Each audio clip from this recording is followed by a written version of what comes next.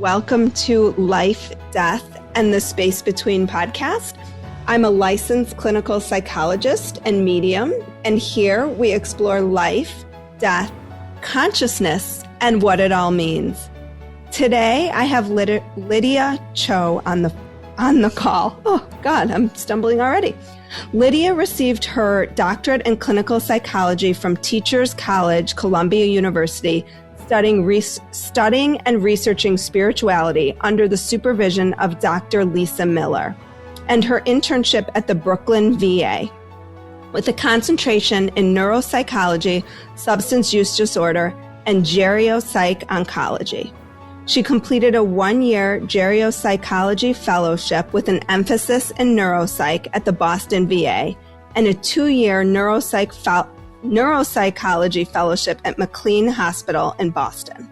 She has continued as a psychologist, neuropsychologist at McLean Hospital, continuing psychodiagnostic, neuropsychological assessments on inpatients, residential and outpatient settings, providing didactics to McLean, Brigham and Women's Hospital residents. I always say Brigham and Young because it reminds me of Brigham Young, the school. So I always stumble on that.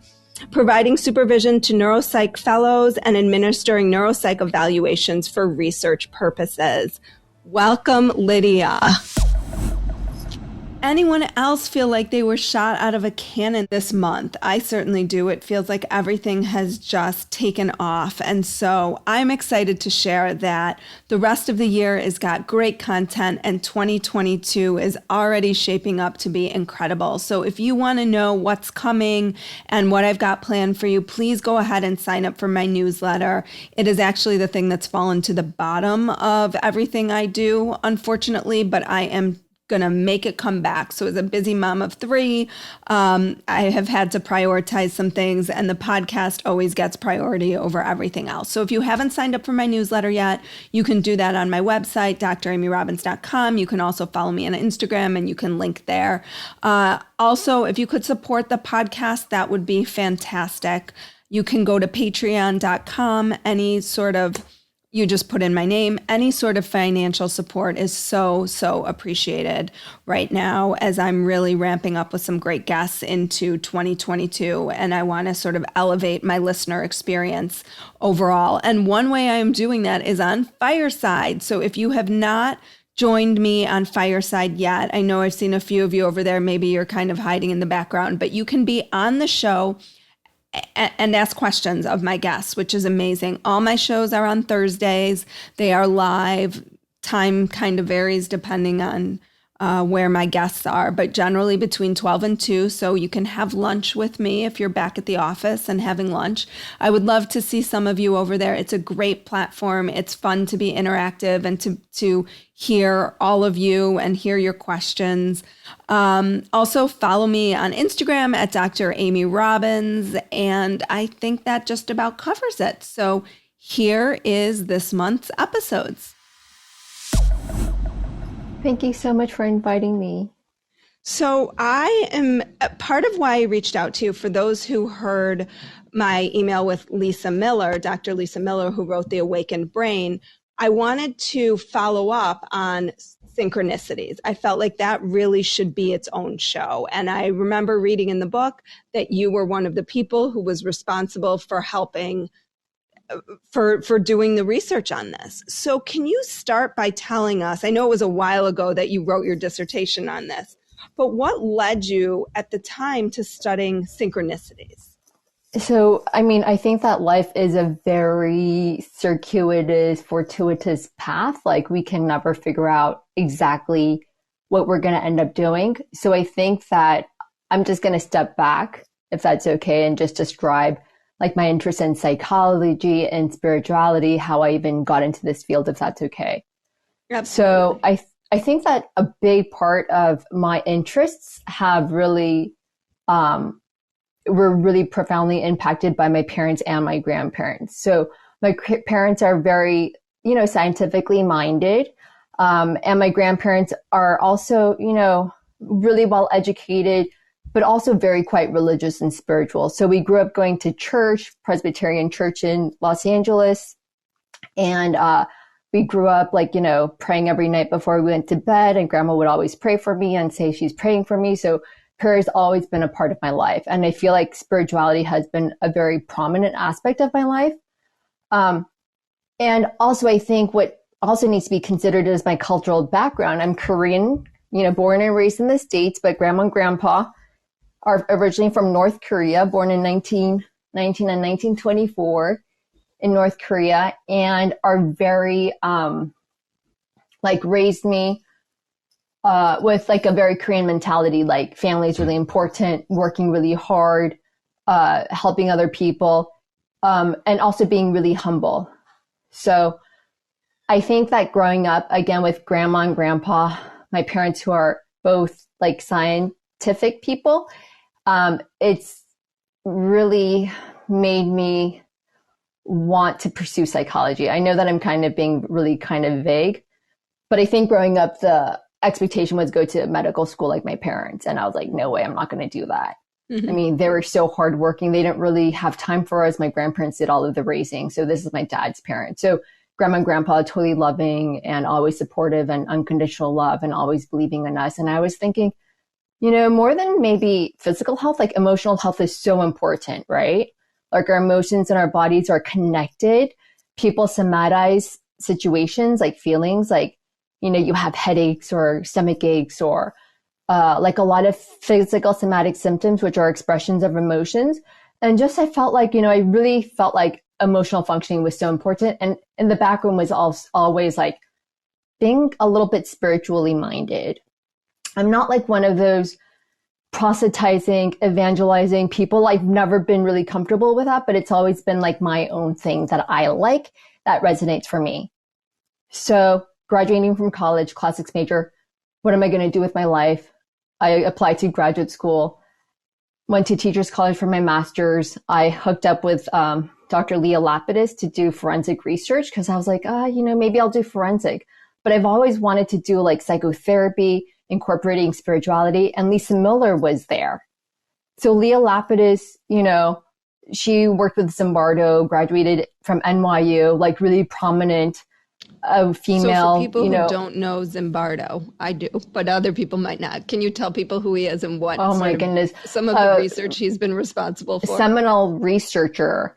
I don't know exactly what year, like maybe like the 60s, 70s, but everybody who does any sort of social psychology work knows of Zimbardo. So Leah Lapidus, again, my professor that I came in with doing forensic work.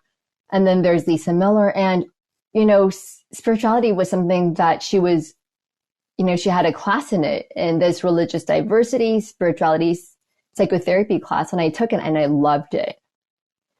And it really resonated for me, like talking about flow and how things are so meaningful and connected. And I really gravitated towards that and to do that sort of research instead of like forensic research that I kind of was doing, but I didn't really feel like my heart was in it, or that for me it was that meaningful. And so that's the path that I took. How long ago was this? Oh my goodness.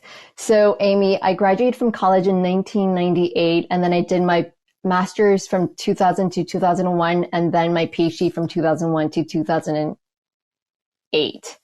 So it was a while ago. Progressive, I feel like, because that's when I was in grad school, and we had a class on religion or spirit, but it doesn't sound like it was anything like what Lisa was doing at the time. Oh yeah, Dr. Miller's like a phenomenal, like fearless, courageous individual, like so ahead of her time. Mm-hmm. I mean, even if we're thinking that way, and if you are like religiously minded and spiritually minded, back then in psychology, people really thought of religion, spirituality, and psychotherapy as completely different. Mm-hmm. So like even at my grad school, like some professors there, even on internship, like some supervisors there would make comments like, Lydia, spirituality, religion is not psychology. So it's like a huge paradigm shift. And then going back to your question again, Amy, like how did I get into like really interested in religion, spirituality, the sort of synchronicity experience? I think it's because of my own experiences growing up. I know that you've had your experiences too as a medium, and like you were given that gift by God or a higher power. But I think there's always like a little bit of connectedness among people with like the universe and the non-material world. So my piano teacher, and forgive me if I'm too detail oriented, but this is just the way I talk. It annoys my husband because he's like, get to the point. But my piano teacher, Mrs. Clemens, I had her, Mrs. Eugenia Clemens, I had her from like age 5, 6 until age 10. She passed away. I was devastated. I was in Korea over the summer and I came back and I remember throwing myself onto the floor. I was like crying, crying, crying. And so like I shared this story with you, Amy, but like when I was age 15, I continued to play piano like a lot, doing concerts and competitions and, playing with orchestras a couple of times. But at age 15, I was practicing piano at my parents/grandparents' home in Los Angeles, and I could smell her. I smelled her perfume. And it was like she was visiting me. And I'm a goody two shoe. I don't do drugs and I've never done drugs at that age. Of course not at age 15. But like the smell sort of was traveling around the room and it like left through the front of the window, like the front window. So I rushed to my grandparents. Like grandpa was in like the sitting room/fireplace and grandma was on her bed reading the newspaper and it wasn't coming from them. And I remember telling grandma, I smelled Mrs. Clemens. And the funny thing is grandma's so religious. She's like totally not fazed by that comment. And when you say it was going out the window, did you see it or you? No, the smell was dissipating through the window. I didn't see it. I could smell it, but it was like, I was like sniffing and it felt like it was leaving the house through the front window. Wow. So like that experience. And then another experience I had was, back in high school, like back in college, I had a friend and we were very close friends and he moved back to the Boston area and I didn't hear from him for about 4 weeks and I was going running and I still go running, but I was going running around college campus. And I was thinking for about like 3 blocks or 3 minutes. I don't remember because I always think, it must have been 3. It must have been 3. So 3 blocks or 3 minutes, I was thinking about how it would be to be informed or to inform somebody about somebody's death on the phone. And then I saw like a blonde skateboarder who looked just like my friend. And that Friday I called him and his aunt answered the phone and she told me that he had passed. So that was really hard. But like the next day or like maybe a week after, I forget, it was like on a Saturday. It might've been a week after I had a dream where he was like hugging me and he felt cool, like moist. That was like the first time that I actually sensed moisture in a dream. And he kept saying, it's okay. I'm okay. It's okay. I'm okay. So I know that he also came to me in a dream. So what did your research look like at the time? And how did you get so narrowed in on synchronicities as sort of a spiritual event? So those experiences I would consider to be synchronicities. So I think that synchronicity is an Eastern philosophy. It's based in Eastern philosophy. It's a term that Carl Gustav Jung coined, like he coined that term, but it's a concept that's been around for a long time. It means a meaningful coincidence, like a connection between the outer world and your inner world. So things are, for example, are dreams that come true, that end up coming true, or having some sort of a premonition, or having a dream that it's actually occurring in real life somewhere far away, distant. So I think, throughout life, we all experience these things like where you need something and it just presents, or you need to find somebody, you need something and it unexpectedly it shows up. So it's sort of like the universe sort of like providing for you when you need. So the reason that I got into this is, again, taking Dr. Lisa Miller's class and reading about synchronicity and always being very interested in it. And then, dissertation, you have to do research. And okay, so I'm going to do a synchronicity awareness intervention group with master's level students in this class. So the point of the group wasn't to say, oh yeah, it exists or it doesn't exist. It wasn't like a theoretical debate or an argument about synchronicity as a concept. It was more like, okay, well, if we do this synchronicity awareness intervention group, will it actually lead to awareness of synchronicity, number one? Is it feasible, number two? How does it impact spirituality, number three? And how does it impact mental health, number four? So in this 6-week session, we had maybe 14 participants who initially expressed interest. 13 actually continued, and we split the 13 into two groups. So one had 7 students, participants, and the other had 6. And it was led by 3 co-facilitators. So Mark Roster, Nina Seton, and John Eunice. So they're all master's level students also in that class. So what I did was I provided pre and post self-report measures, pre the 6-week intervention, and then what did their mood symptoms, spirituality look like at the end? Was there actually increase in synchronicity awareness at the end of the 6 weeks? And I also did videotape interviews that I transcribed. Each person I met with 30 minutes to see what worked and what didn't work. I also provided them with another book in addition to all the books that they were reading in Dr. Lisa Miller's class. And I also provided a notebook for them to take notes of their experiences and to increase awareness and attunement with the outer world. Well, and that's a big piece, right? It's like, what is it once you sort of start paying attention to that, it feels like it starts showing up more? Yes. It's sort of like if you have a new car and then you see that same sort of car everywhere, you might be more attuned to it. Is it that it's actually happening, or is it just you're actually more aware of it? So it's hard to tell. Are these synchronicities actually happening more often, more frequently, or are you just more attuned and aware of the outer world to increase awareness of it? Mm-hmm. So what did again, you the thing is, it's like a very, synchronicity is a very subjective experience, correct? Right. If I said, oh, Amy, this is what happened to me. Oh my God, it's so meaningful to me. You might say, Lydia, it's really not. You might rationalize it or you might minimize it. That's what people do, right? People have their own experiences. Yeah, I've had that done so many times. People are like, oh, that's just a coincidence, or, oh, that totally could have been blah, blah, blah, or blah, blah. They really do dismiss it.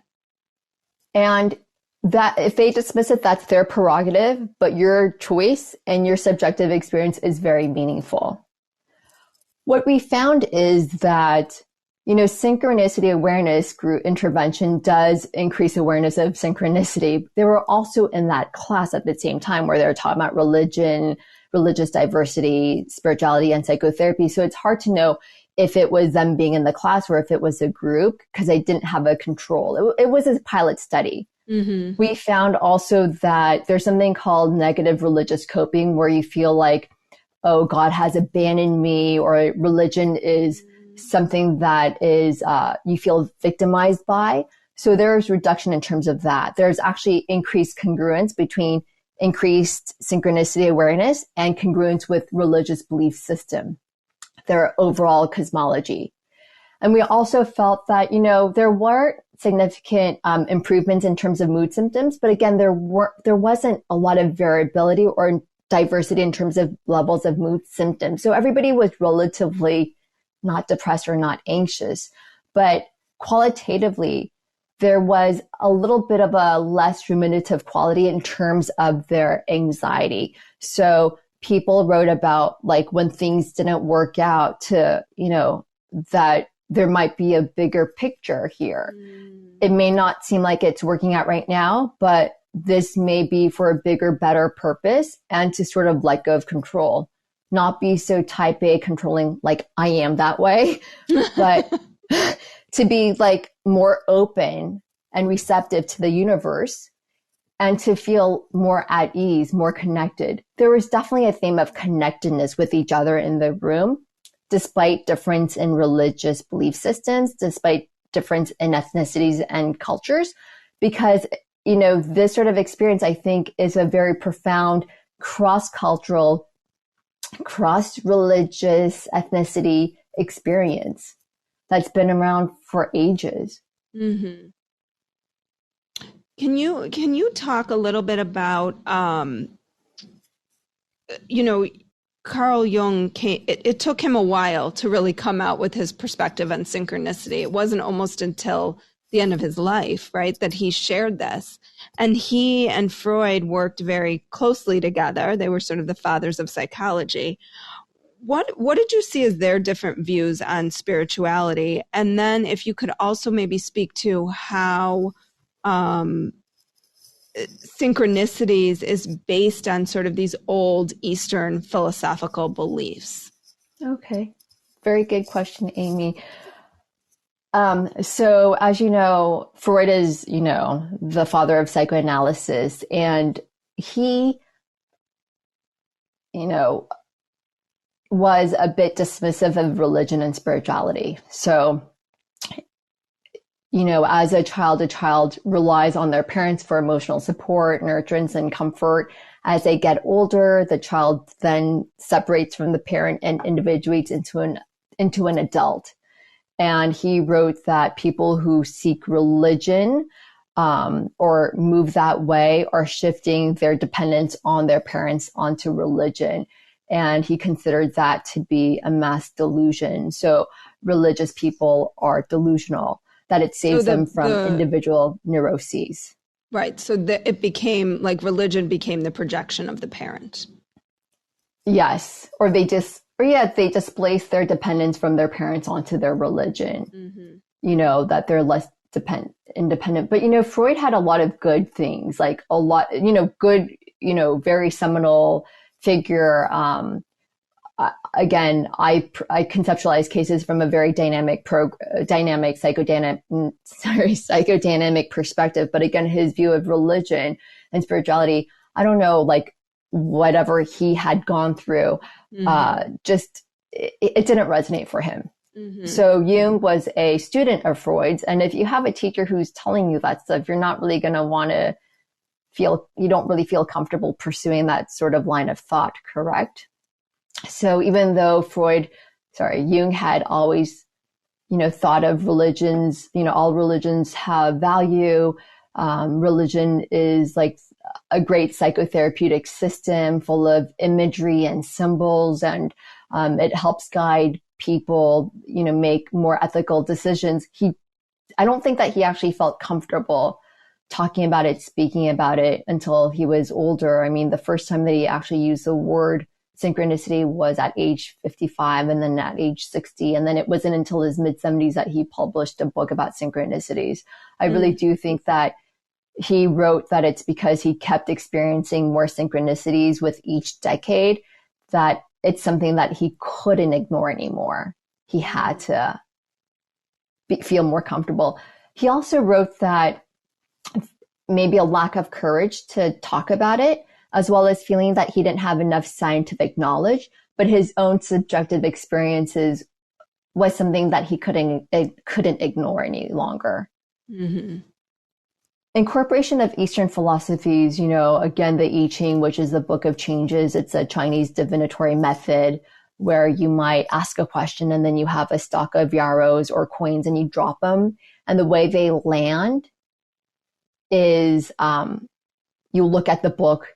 It could be one of 64 options. And it's sort of like you're asking in the universe a question, and the coins and the yarrow stocks drop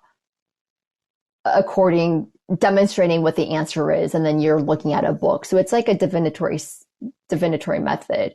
Again, and that is based on the Tao, where things are all connected, our inner world, our outer world, the universe, animals, nature, everything is connected. We're not separate from each other. So everything's kind of meaningful and purposeful. And so his kind of understanding of all of this came out of some of that. Some of the Eastern philosophies, as well as I believe his own lived experiences. So I think in general, like our belief system isn't something that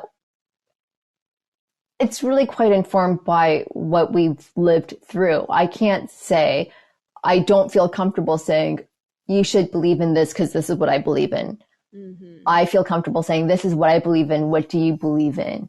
And can you share with me your experiences? Because I'm I don't think that there is one right answer or one way to believe or one real religion. I do, sorry to say, think that there's value in a lot of religions. I say sorry to say because I know I identify as Christian, but I'm pretty sure that a lot of Christians wouldn't be cool with the way that I talk about like religion and, like the hardcore Christians. So how do you see synchronicities impacting health outcomes? So, according to the research that I conducted for my dissertation, again, it's making people feel more at ease. You don't have to have control over every little thing that happens. You feel more connected, increasing meaning and purpose in life. If everything is connected, there's a non-material world that we can't see, then we feel more at ease. I think that Jungian analysts would be better at answering this question specifically, but through my own dissertation, just feeling more of like a sense of calm, being in flow, not needing to control things. So again, a way to increase spirituality, a form of spiritual enlightenment and awakening, and hence leading to some positive emotional, cognitive, behavioral changes. If one believes that life is meaningful, then one would likely, I believe, try to do more and help other people be more engaged with the outer world, engage in salubrious behaviors instead of negative coping stuff, like, many ways that we might fill our inner void, but people who see meaning and purpose in life might rely on more salubrious methods to cope with stress. So is it a which comes first? Like, is it harder to become spiritual once you've been, I might be able to answer this, my own question, but once you've struggled with mental illness, or is it you're spiritual and so mental illness is not as much of a, I don't know how to phrase this. It's not as debilitating, perhaps. Like it exists and you feel it, but it doesn't sort of sideline you if you have a sense of spirituality or a belief in synchronicities and that the world is sort of always working for me. Because I hear from people a lot, well, I just don't buy into that and that's not going to help me. I mean, you might hear some of that as well in your work. That's a really good question. I mean, I don't know actually the research. I mean, Koenig at Duke came to McLean virtually for Ground Rounds last week because it's actually Spirituality Month, October is. So he gave us a lot of information. Can I come to your ground rounds? Your grand rounds? I said, can I come to the grand rounds? Yes, I will get you connected. I mean, we can talk offline or through email, but yeah, maybe I can connect you with somebody at McLean about ground rounds because it's the end of October. I know, but yeah, we could still I'll connect you. I don't know who, we'll talk. That sounds amazing. Spirituality Month. Okay, yeah, so he came last week and he talked about spirituality and I listened to the ground rounds and there's so much data. I mean, he's coming up with his new edition of he's the editor or he wrote the book about religion and spirituality and psychotherapy or, I don't know the exact title, but he's one of the founding prominent figures of religion, spirituality, and mental health. But there's so much data. I don't know exactly what the data say. But one thing that I do remember is that in terms of spirituality, people who are spiritual without a religious understanding framework don't do as well as people who are religious who are spiritual with a religious framework. So people who have, spirituality within a religious framework tend to do better than people who are spiritual without a religious framework. Does that make sense to you? Mm-hmm. So you have some guiding religious principle that's grounding this. Yes, I do think that that's important. But the next level of it is kind of this connection to maybe it's not like God or Jesus or I'm religious enough, but not super religious, but that, and then beyond that is sort of this belief that there is a universal something, source, whatever you want to call it. It's not necessarily that you believe in those things, but that you have the underpinnings of that. I would agree with that statement, although specifically in terms of like the literature and the data, I don't know the specifics. Mm-hmm. There's also, again, you could be spiritual and religious and also suffer from mental illness. And like the mental illness can manifest as like negative religious belief systems, or, you know, that punitive, persecutory perspective about God, like God has abandoned me, stuff like that. I mean, in my work with patients, like I sometimes hear that when things don't go well in life, like God has left me. I don't believe in this. I can't pray because I'm so upset. So, you know, people who are religious and spiritual, again, do experience depression, and that depression, a part of it could be their religious upbringing.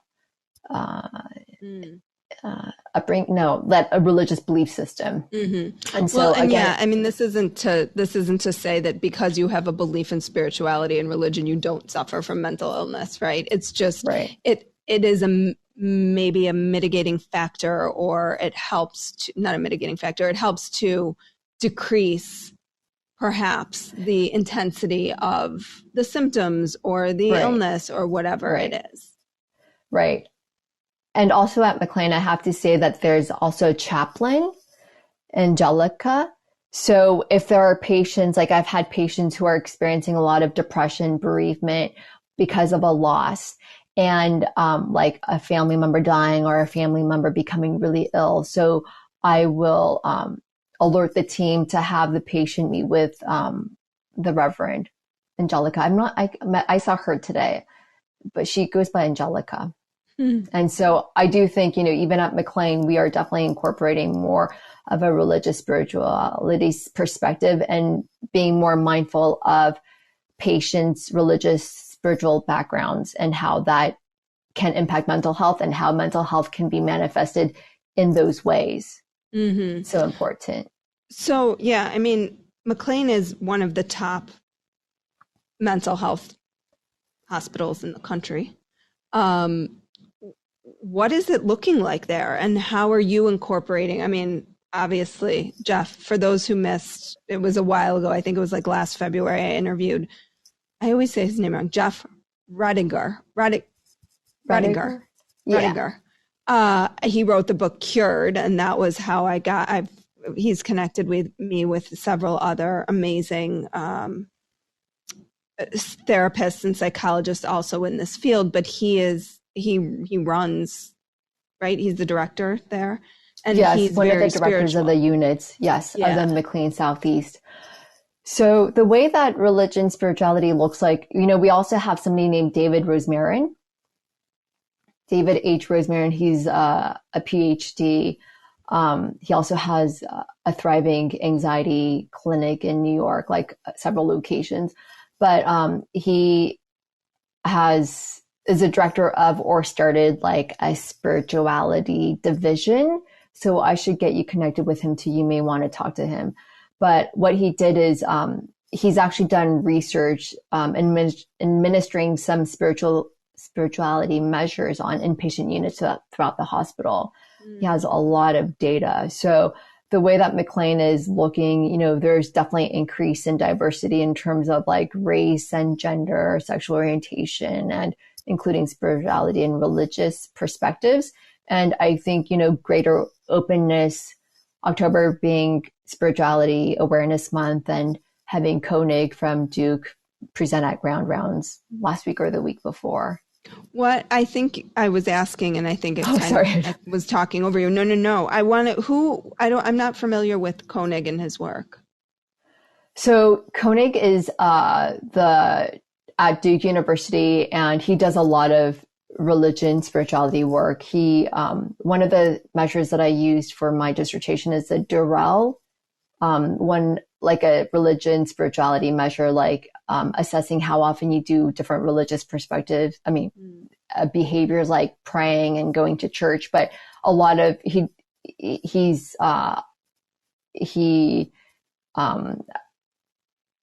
is a very prominent figure in this field in terms of religion and spirituality, and has published like the handbook, or, you know, like the textbook of religion, spirituality. How do you personally incorporate this work into your work? Because you see, I'm assuming you do geriatric psychology, geriopsych. So I'm assuming you're seeing people kind of later in life where some of these existential questions maybe are a little bit more pronounced. Mm-hmm. So, what I do for a living is I meet with people for maybe 2 or 3 sessions, each for maybe 3 to 4 hours. And I do thorough interview. I do psych and neuropsych evaluation. So I don't meet them for long-term therapy. Again, I might meet somebody for 4 to 8, maybe 10 hours, conduct a thorough evaluation to get an accurate diagnosis. In my work, I always ask about their religious background. Were they raised with religion? Do they identify with a religion right now? Do they identify as spiritual? I don't necessarily ask for their synchronistic experiences. But if they do talk about it, then I will listen. I think that it's really important for us to listen to people's stories and experiences to really figure out what they're suffering from and how we can best help them and not minimize any of their experiences. It's also important to be aware that for individuals who don't have as robust of an ego, like if their ego is really fragile, or if they're a little bit disorganized in their thought processes, that actually like talking about synchronicity may not necessarily be helpful. It could make them feel even more disorganized and psychotic or paranoid or grandiose. So it's not that for my sort of evaluation, like what I do for a living, I bring in, ask about religion and spirituality, but I may not discuss synchronicities because it's not really the time or the place. If they bring it up, then we may discuss. But I think if I were to do psychotherapy, it would be one of the ways, sort of like dream work, like, analyzing dreams and what that could mean. Because again, synchronicity is like a spiritual awakening, a form of spiritual awakening, and for us to be more able to integrate disparate, separate pieces of ourselves into one whole. Mm-hmm. Well, Lydia, I want to open the floor up for questions if anybody has any. Thank you so much for your time in the interview portion. If people, you're not really doing work in this world anymore per se, but if they're interested in learning more about you or want to reach out, can you tell them how they could do that? Sure. So my email, you can email me at lcho@partners.org. Again, lcho@partners.org, or email me to lydiacho@gmail.com. Amy, Dr. Robbins, can I ask you, or not ask you, but could I share one experience that I had, or a couple of experiences that I've had? Absolutely. Yeah. Is that okay? Because I just want to make sure we have time to open it up too. No, go ahead. So one thing is, I feel like there is no way to really figure out what we're going to, there's no real way to control every aspect and to always do what we want to do and for things to be perfect or anything. But I did take some notes. Take some notes. So it might be a lot, but remember I talked about my grandparents who raised us and who love us so much. So my grandma and my grandpa, they moved back to Korea in 2004. And after that, I would go to Korea maybe once or twice a year, even though I was in grad school. And,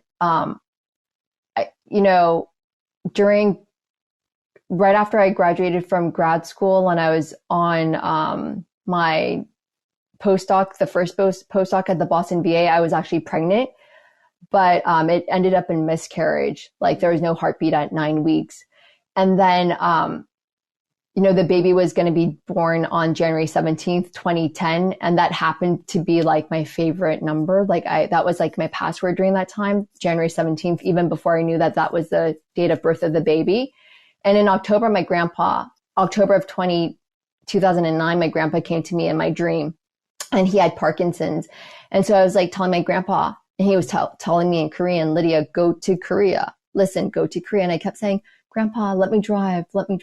And he kept saying, no, Lydia, go to Korea. And I was like, yes, I'll go to Korea. And I woke up and I remember thinking, oh, that's weird that my grandpa came to me and told me to go to Korea. Of course I would. In January, I was applying for postdocs, and I ended up not getting a postdoc, a neuropsych postdoc.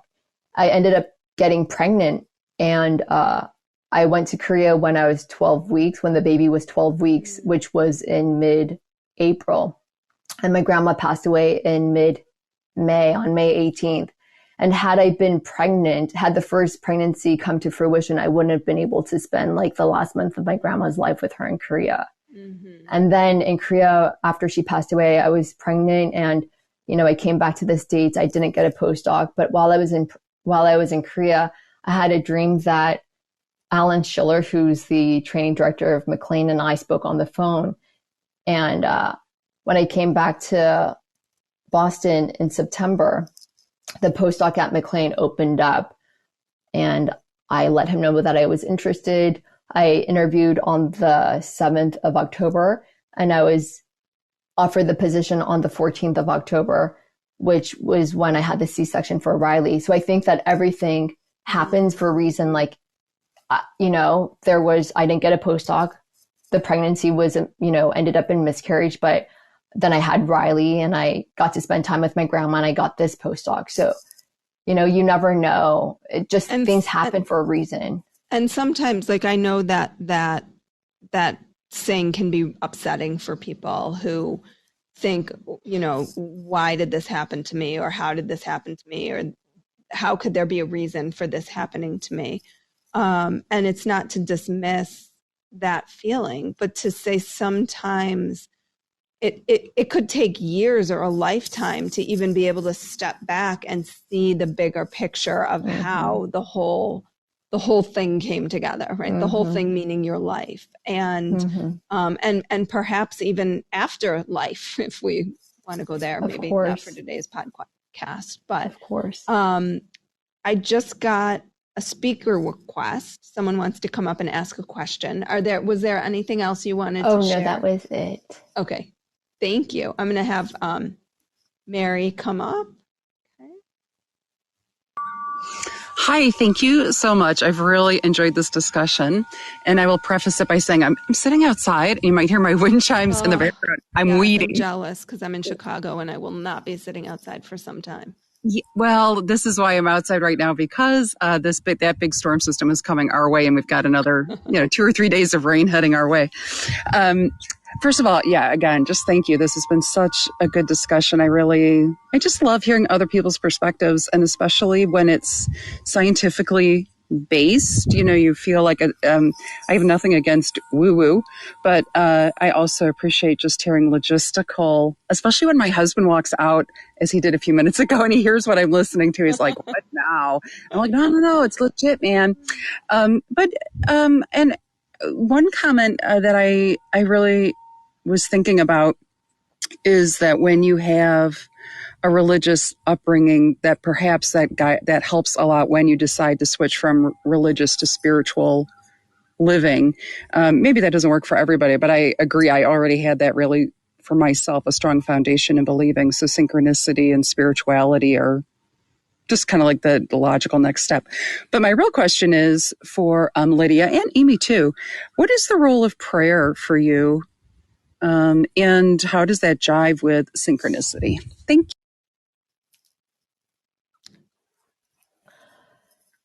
Thank you, Mary, for that great question. Prayer, I think, is so important to me personally, and how that relates to synchronicity. I do believe that God listens to our prayers, or the universe listens to our prayers. And if you want something and you go for it, like the universe, I feel, is always nurturing and provides. Like even for today's podcast, I told like my colleague and a few postdocs, like 3 postdocs, I was like, even if you don't pray, could you just pray for me? Like sending those positive messages and those vibes. I think it's so important. In terms of like the research on prayer, I'm sorry that I can't answer that because I haven't done like a lit review about like prayer and mental health and synchronicity. But I do think that prayer is something that's really important. That just a form of meditation, being at peace, being at one with yourself and the universe, and just really seeking, like beseeching what you would like, and being in that calm meditative space.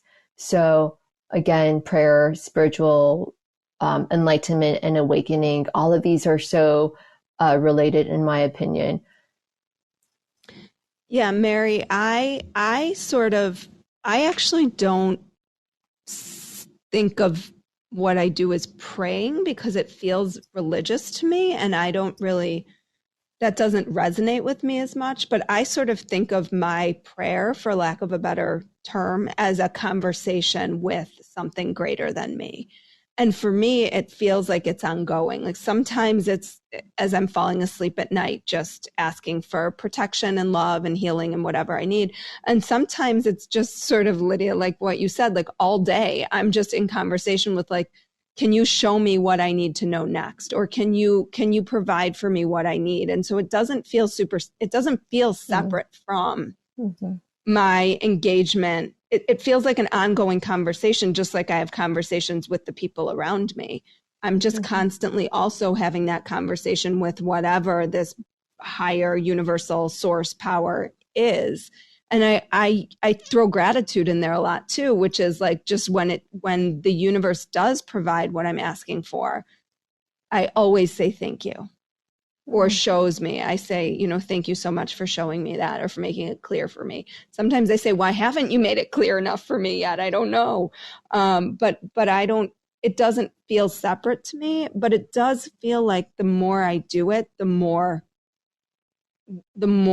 things seem to flow. So I'm going to invite John up on stage. Hey, John. I know I Hello, owe hello. you. We owe each other a call, I think. Absolutely, we will get to that. I know that we're all incredibly busy this time of year. Of course, this is one of my favorite one of my favorite subjects. I was a card carrying atheist up until about a year and a half ago, and when I started doing research into paranormal stuff, I started noticing synchronicities, and now it's just been a constant year and a half of one after the other, after the other, after the other. And it is kind of mind blowing that once you open yourself up to it, it just seems to resonate and ripple outward. But what I'm really wondering is, other than like the classic textbooks on all this stuff, are either of you aware of any more recent studies or books put out on the subject? On which I know that on which subject specifically? On Synchronicities? synchronicities in particular. So when I did my research in 2008, like I know the books up until maybe 2006. The books that I've used, Bolin, I think Jean Bolin, from 1979. That's, a while ago, but there must be some more recent books. I just haven't looked at the literature since graduating from graduate school. Well, and I think Dr. Lisa Miller's book, The Awakened Brain, is great. Also, Andrew, what is his last name? He was on my podcast a while ago. He is a researcher, I think, out of Pittsburgh or somewhere in Pennsylvania.